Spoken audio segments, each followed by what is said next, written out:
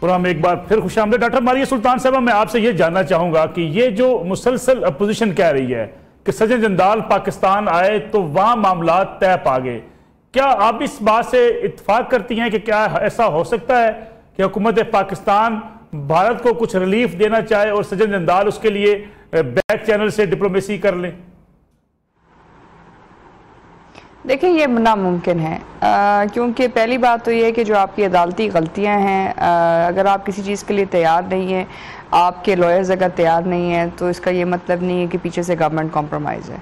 वो एक दूसरी बात है। जो इस वक्त आपका केस था वो आपको केस लड़ना चाहिए था, पहली बात। दूसरी बात ये है कि जहाँ तक हिंदुस्तान का जो केस है, मेरे ख्याल से हिंदुस्तान ने बहुत चालाकी की कोशिश की है, क्योंकि उन्होंने ये तमाम तर जो मुद्दा है उसको किसी और रुख में लेके जाने की कोशिश की है बैन-अल-अक़वामी सतह के ऊपर, ताकि उन पर ये इल्ज़ाम ना लग सके कि वो रियासती दहशतगर्दी करते रहे हैं पाकिस्तान में। क्योंकि जो उन्होंने दायरा कार मांगा है इस बैन-अल-अक़वामी अदालत से, मौजूद अदालत से, वो ये पूछना चाह रहे हैं कि क्या एक शहरी की हैसियत से उनको काउंसलर एक्सेस हासिल होनी चाहिए या नहीं। लेकिन जब आप इसके जवाब में उनका सर्विस रिकॉर्ड मांगेंगे तो हिंदुस्तान को भी अदालती तौर के ऊपर वो सर्विस रिकॉर्ड देना पड़ेगा, जो आपका फॉरेन ऑफिस पहले मांग चुका है, जो जिससे देने से उन्होंने इनहराफ किया। दूसरी बात यह है कि अगर वो इसको बायलैटरल उसके ऊपर यानी कि माहिदे की तरफ लेके जाते हैं तो फिर ये अपना केस वहाँ जो है मुश्किल में डालेंगे। तीसरी तरफ जो बहुत अहम बात है जो हमें समझने की ज़रूरत है वो ये है कि इस वक्त मोदी ने जो है निजी तौर के ऊपर या दाखिली तौर के ऊपर हिंदुस्तान में ये तासर देने की कोशिश की है वो कुलभूषण जाधव को वापस ले आएगा, जबकि हकीकत ये है कि एक ओपिनियन कोर्ट जो पाकिस्तान का अदालती फैसले हैं या पाकिस्तान का अदालती सिस्टम है उसको पूरी तरह से यानी एक तरफ नहीं रख सकती है। जाहिर है अगर वो कुछ चाहते हैं तो उनको पाकिस्तान की अदालत के अंदर या पाकिस्तान के अदालती सिस्टम के अंदर आके उस जंग को लड़ना पड़ेगा, पहली बात। दूसरी बात यह है कि क्योंकि ये दो तरफा जो माहिदा है उसकी बुनियाद के ऊपर या उसकी इंटरप्रिटेशन के ऊपर ये केस नहीं दायर किया गया, ये काउंसलर एक्सेस बैन-अल-अक़वामी जो इंसानी हकूक़ हैं उसकी जितनी हद तक जो उसमें वुसअत आई है उसको इस्तेमाल करने की कोशिश की है, जिसकी वजह से जो कोर्ट की जजमेंट है उसमें वो कहते हैं कि बैन-अल-अक़वामी इंसानी हकूक़ अब इतनी वुसअत हासिल कर चुके हैं कि जहाँ जो रियासतें हैं वो अपनी नेशनल सिक्योरिटी या इस किस्म की चीज़ों को या जो उनका रियासती दायरा कार है उसको इतना ज़्यादा महफूज ना समझें। लेकिन बहरहाल इंटरनेशनल कोर्ट ऑफ जस्टिस जो है वो रियासतों के माबैन ये चीज़ पूरे करने की कोशिश करती है और उसके कुछ खदोखाल और कुछ असूल हैं।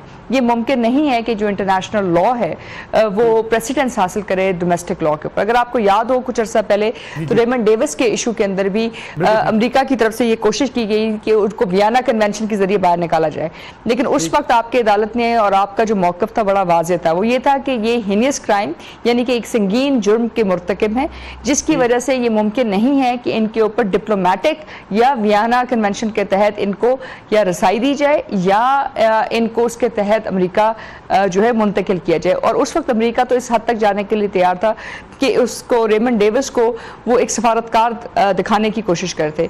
यहाँ तो मामला बहुत मुख्तलिफ है, यहाँ तो मामला एक जासूस के साथ एक दहशतगर्द का है, तो ये मुश्किल होगा हिंदुस्तान के लिए बैन-अल-अक़वामी कवानीन को भी इस तरह दिखाने में, क्योंकि ये एक ऑप्शनल प्रोटोकॉल है जिसके ऊपर उन्होंने इंटरप्रिटेशन जो है दायर करने की कोशिश की है।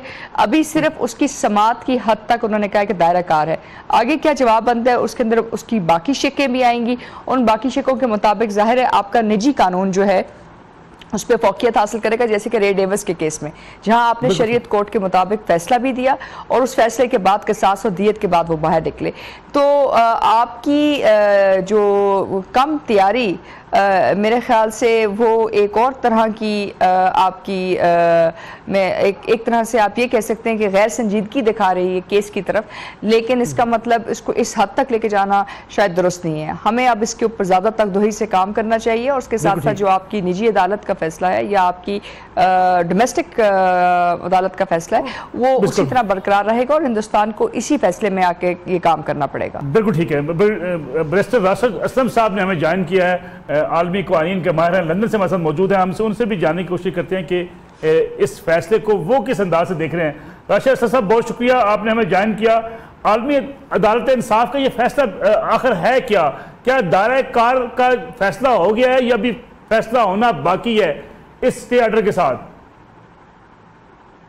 देखिए, इसमें अभी जुरिस्डिक्शन का जो मामला है उस पर अभी बहस होगी। जब फाइनल हियरिंग आएगी 7-8 माह के बाद आएगी, उस पर फाइनल बहस होगी जुरिस्डिक्शन पे। जैसा कि इसमें बात काफी दिन से हो रही है कि 3-4 इश्यूज हैं जिसकी बेस पे हम अभी भी जुरिस्डिक्शन को फाइनल हियरिंग में चैलेंज कर सकते हैं। इसमें एक तो ऑब्वियसली जो इंडिया का डिक्लेरेशन है, जिसके पैराग्राफ 1 सब पैराग्राफ 7 में ये कहा गया है कि किसी भी मुल्क के साथ अगर उनके मल्टीलैटरल ट्रीटीज हैं तो सूरत हाल में ICJ इसमें केस की समाप्त नहीं कर सकता।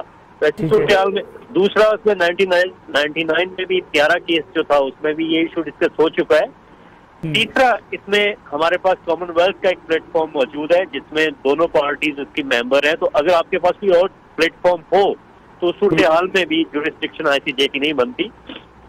चौथा, जो पाकिस्तान ने डिक्लेरेशन 2017 में दिया था, उसके मुताबिक अगर नेशनल सिक्योरिटी के मामला आते हैं तो हमने उस पर भी दायरा इख्तियार पे ICJ के पे हमें एतराज है। अच्छा, एक और जो अहम बात है कि पूरे केस में मिस्टर जादेव ने मुकम्मल तौर पे सारे अपील राइट एग्जॉस्ट नहीं किए हुए। उसमें अभी prime minister president of Pakistan का और सुप्रीम कोर्ट का जो राइट है वो अभी भी बाकी है। अब इस पूरे सिलसिले में जो देखें, इसमें एक अपॉर्चुनिटी भी है पाकिस्तान के लिए कि पाकिस्तान इंडिया का जो असल चेहरा है बीइंग सपोर्टिव टू टेररिस्ट वो एक्सपोज कर सकता है इंटरनेशनल कोर्ट ऑफ जस्टिस में, क्योंकि ICJ में जो भी हेयरिंग होती है उसको पूरी दुनिया फॉलो कर रही होती है, पूरी दुनिया में उस पर बहस हो रही होती है। ये एक अपॉर्चुनिटी बहुत बड़ी है हमारे लिए, क्योंकि जो मिस्टर जादेव का केस है उसमें 2-3 इश्यूज हैं। पहला इशू ये है कि वो एक स्पाई था। दूसरी बात ये कि वो ट्रेडिशनल स्पाई नहीं था, उसका टेररिस्ट एक्टिविटीज से लिंक था। नॉर्मली स्पाइज जो होते हैं वो पुरअमन तौर पे काम कर रहे होते हैं, वो ऐसे नहीं होते कि लोगों को मार रहे होते हैं या ऐसा सिलसिला होता है। इसमें ये लोगों को जमा कर रहा था, उनसे वायलेंस करवा रहा था। पाकिस्तान में बलोचिस्तान में जो इंसर्जेंसी की कार्रवाइयां उसमें हिस्सा ले रहा था, पूरा के वाकया में मुलव्वस था। उसने इन सारी बातों का आधा अपनी कन्फेशनल स्टेटमेंट में बखूबी किया। उस कन्फेशनल स्टेटमेंट की बुनियाद पे हमने उसको प्रोसिक्यूट किया। प्रोसिक्यूट करने के बुनियाद पे उसको डेथ सेंटेंस जो भी अनाउंस की गई। लेकिन राशिद साहब, अगर ये केस प्रोलॉन्ग होता है, टाइम मिलता है पाकिस्तान, जैसे कि बात करें 6-7 माह बाद इस पे डिस्कशन होना बाकी है, तो क्या इस सारे प्रोलॉन्ग होने का फायदा पाकिस्तान को हो सकता है आलमी सतह पे? ये बिल्कुल हो सकता है। इसमें देखिए, जरूरी नहीं है 7-8 माह के बाद ही इसका फैसला हो जाए, हो सकता है इसमें ज्यादा टाइम लगे। अब इसमें हमारे एंड पे जो करने वाले काम है वो है कम्युनिकेशन के। हम किस हद तक मुअस्सर कम्युनिकेशन इंडिया के साथ करते हैं। जैसा कि एक बहुत अच्छा जो काम हमने किया था वो हमारा एक खत है जो 23 जनवरी 2017 को हमने इंडिया को लिखा, जिसमें हमने उनसे ऑफिशियली असिस्टेंस मांगी कि मिस्टर जादेव ने 13 नाम दिए, उन 13 नामों का उसके साथ लिंक है, प्लस जो टेररिस्ट एक्टिविटीज हो रही थी बलोचिस्तान में या कराची में उनके साथ उनका बिलवास्ता या बिलावास्ता लिंक है, और हमें इस बारे में आपकी असिस्टेंस दरकार है। आप being a responsible state under UN resolution 3073, जिसके मुताबिक हर स्टेट जो इसकी मेंबर है UNO की, वो उस पर ऑब्लिगेशन है कि जहां पे टेररिस्ट एक्टिविटीज हो उसका कलाकमा किया जाए, और एक स्टेट दूसरी स्टेट की मदद करेगी, इसमें भरपूर हमायत करेगी। अगर इंडिया उसमें हमारी हमायत नहीं करता या मदद नहीं करता, इट मीन्स कि वो जो इंटरनेशनल ऑब्लिगेशन है उसकी खिलाफ वर्जी कर रहा है। अब जादेव का अगर केस देखें तो उसमें इंडिया इटसेल्फ ये तस्लीम कर रहा है कि वो इंटरनेशनल ऑब्लिगेशन की खिलाफ वर्जी कर रहा है।